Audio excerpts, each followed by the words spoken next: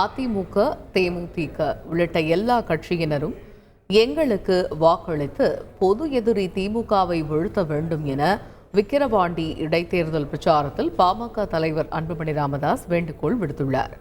அதிமுக நண்பர்களுக்கு என்னுடைய அமைப்பு அன்பான ஒரு வேண்டுகோள். இந்த தேர்தலில் நீங்க போட்டியிடல, உங்களுடைய எதிரி யாரு? திமுக பொது எதிரி. இப்போ அதனாலதான் நான் கேட்கிறேன், உங்க வாக்குகள் எல்லாம் இன்னைக்கு மாம்பழத்துக்கு போடுங்க, பாட்டாளி மக்கள் கட்சிக்கு போடுங்க. நிச்சயமாக திமுகவை இந்த தேர்தலில் வீழ்த்த வேண்டும். அதற்கு நாம் எல்லோரும் ஒன்று சேர வேண்டும்.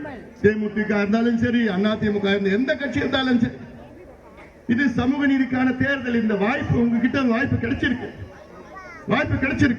வாய்ப்பை நீங்கள் பயன்படுத்தி நமக்கு மிகப்பெரிய வெற்றியை நீங்கள் தர வேண்டும் என உங்களுக்கு அன்போடு கேட்டுக்கொள்கின்றேன். செய்திகளை உடனுக்குடன் தெரிந்து கொள்ள உடனே சப்ஸ்கிரைப் பண்ணுங்க.